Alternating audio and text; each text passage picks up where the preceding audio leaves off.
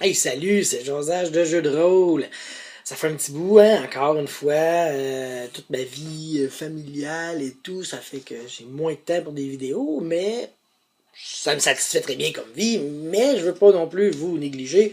Donc aujourd'hui, 16 novembre, je fais un petit update. Je vais lancer des choses, ce qui se passe dans la vie et tout cela.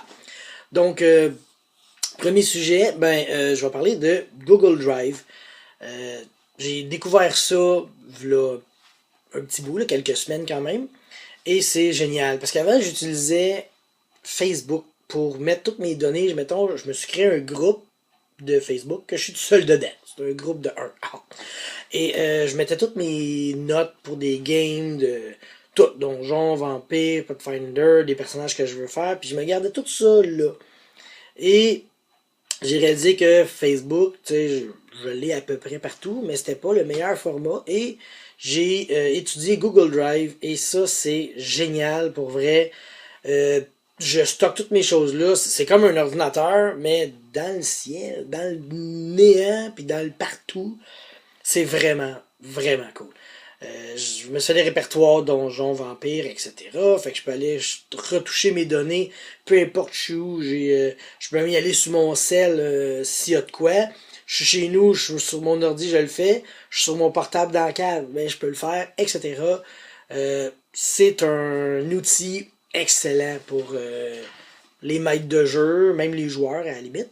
Fait que oui, Google Drive, je vous le suggère fortement pour stocker vos données et placer vos choses comme ça. C'est génial.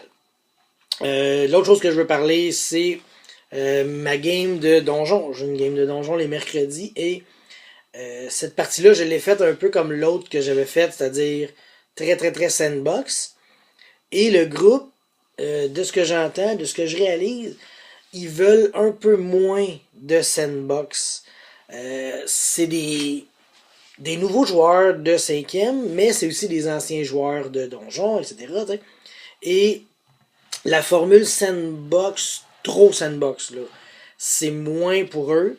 Donc, j'ai comme détuné ça. Je vais mettre un peu plus je vais pointer un peu plus des choses. Je vais leur expliquer, allez là, puis tu sais. Euh, J'avais des joueurs d'expérience dans l'autre game d'avant et eux autres, le sandbox, ils ont adoré, ils ont tripé, ils ont capoté, ils en voulaient toujours plus. Et là, je voulais faire la même chose et je me rends compte que ça pogne un petit peu moins. Mais quand même, tu sais, ils accrochent, mais c'est peut-être pas parfait là, pour eux. Fait que peut-être avec l'expérience, à un moment donné, ils vont plus voir ce que ça implique et triper. Fait que je leur laisse le temps qu'ils veulent de toute façon. Je veux dire, c'est quand même leur partie. Fait que je vais leur donner ce qu'ils veulent. Mais moi, j'ai ce que je veux aussi, c'est super le fun. Euh, L'autre chose, c'est ma game de vampire des lundis là, que je vous expliquais. J'ai fait un long vidéo en marchant. Ma game de vampire des lundis, elle a commencé tranquillement. T'sais, là encore, là aussi, c'est assez sandbox. Mais là, ça commence à débouler beaucoup. Les joueurs commencent à faire leur marde. Fait que là, ça commence à exploser de partout. Puis là, puis lui, ils vont coopérer, ils vont travailler ensemble. L'autre a fait des plans, etc. C'est vraiment, là, ça commence vraiment à être le fun. Comment ça s'appelle, le plot commence vraiment à se resserrer. Ils savent un peu plus où ce qui s'en va, puis etc. Tu sais, j'ai vraiment senti la dernière session que OK, là, ça a plus débouché, la gêne peut-être, puis l'incertitude commence à se dissiper. Puis là, les joueurs, ils se donnent à fond plus dans le game. C'est vraiment cool. Euh, on a, sur un autre ordre d'idée, bon, il y a toujours la game un mercredi sur deux à Milwaukee que je mets en ligne. Fait que ça continue. Cette semaine, hier, on n'a pas joué parce que il y en a un ben, le DM ne pouvait pas être là, donc on a comme skippé une semaine, mais c'est pas désastreux. Euh, ah oui, d'ailleurs, pour revenir à ma game de vampire du lundi, j'ai eu la demande de la faire toutes les semaines au lieu de 2 semaines. Si c'est possible, ben je dirais pas non, parce que ça va être mieux, vu qu'on va toujours patauger dedans. Une autre chose que j'ai découvert depuis quelques semaines, c'est le YouTuber Cyril Bennett. C'est lui, j'aime ses vidéos, il passe ça, il parle, mais on dirait qu'il a la même mentalité que moi quand il parle, ses idées, je les aime, de la manière qu'il s'exprime aussi. Pour vrai, c'est comme une chaîne. Toutes les chaînes, pour vrai, je les aime toutes. Là, j'en écoute beaucoup. Mais lui a comme ressorti du lot pour une raison qui vient me chercher dans le sens que j'ai l'impression qu'on se ressemble. T'sais, on a une couple de peut-être des mentalités semblables. Fait que je trouve ça vraiment cool. Je vous suggère de vous abonner. Je vais mettre le lien en bas parce que moi, je le trouve pertinent comme YouTuber. Et ben ça va conclure un peu ce que j'ai à dire aujourd'hui. Là, un petit vidéo rafraîchissant pour tout ce que je suis rendu. Ceux qui ont vu, ben ça ici, c'est ma fille qui a dessiné ça. C'est Sarah dans le film Labyrinthe. Fait que, tu vois, elle a du talent. Puis ceux qui voient un peu plus, ben ici comme ça, c'est une peinture que moi et Adrienne, on a fait. Peinture abstraite qu'on a comme coupé en deux et chacun on a fait notre partie abstraite. C'était ma première expérience de peintre. J'avais mis le foulard tout, là. J'étais cool. Là. Fait que c'est pas mal ça pour ce qui se passe. Ah non! C'est vrai, je voulais parler d'une dernière chose. On a, outre les games de vampires, j'ai aussi un un grandeur nature de vampire qu'on joue aux 2 mois, 3 mois, tu sais. Et dans la dernière partie, ça a vraiment été malade parce que mon personnage, au début, était quand même relativement effacé. Puis là, je me suis comme associé avec un gangrel un peu raisin. Tu sais, c'est drôle en maudit comment qu'on joue. En fait, on se faisait appeler Ding et Dong parce qu'on était cave de même, mais on était efficace. Tu sais, le premier play, deuxième play qu'on est arrivé, c'est un play cam. On a abattu un Bishop Sabbath, puis on a sauvé le prince. T'sais, déjà, on commence top cool. Là, t'sais. Pendant que les vieux de la vieille, eux autres, oh ben le prince se fait kidnapper, on s'en crée. Fait que ça a développé à partir de ça, puis mon personnage, c'était un toréador qui aimait ça, raconter cette histoire-là. Hey, j'ai sauvé le prince, j'ai sauvé le prince, j'ai sauvé le prince, j'étais cool, tu sais, comme ça. J'ai tué un sabbat, fait que ça a évolué comme ça. Dernière game, mais avant dernière game, j'ai comme quitté la cam pour m'en aller dans les anarques. Puis là, comme initiation, il y a une anarque qui m'a dit, tu ferais-tu aider telle personne à aller abattre telle autre personne, tu sais.